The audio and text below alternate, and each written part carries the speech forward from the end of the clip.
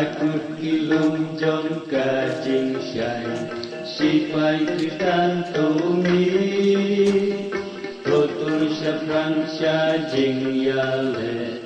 Kadbasi kadang i Saudong jungi non syun kiker Laka borut min se Ngitip jingit kalong jing jong Tan jok lutia pertei ngin job daka jinge ngin job daka jinge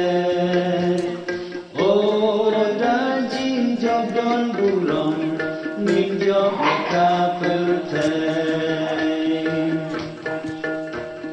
lama jungi long ka jing i tin jong me long wat la Surut kajing jo Badiu kutu tajam Dajing ikum elang tabin Nyakar jingit baro Dajing ejing japi lajo Lausi ruya baro Ngin job da kajingnya Ngin job da kajingnya Dajing job don burong Ngin job ya kapertei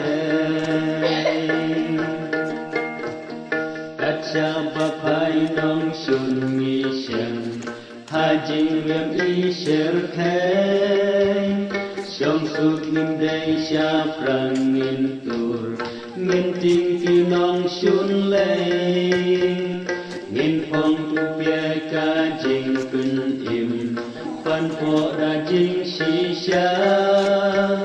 Kaper thay lut kan sa kenyu Tang yo su jing sawa Ngin job da kajinge Ngin job da kajinge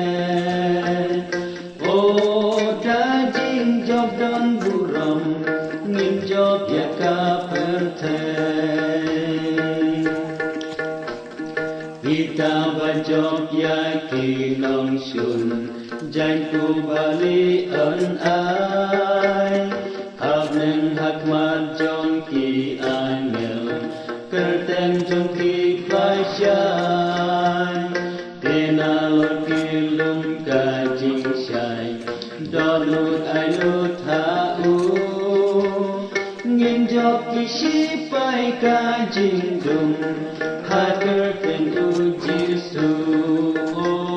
Ngin job da kajinge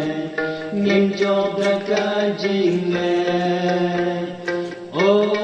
Dajing job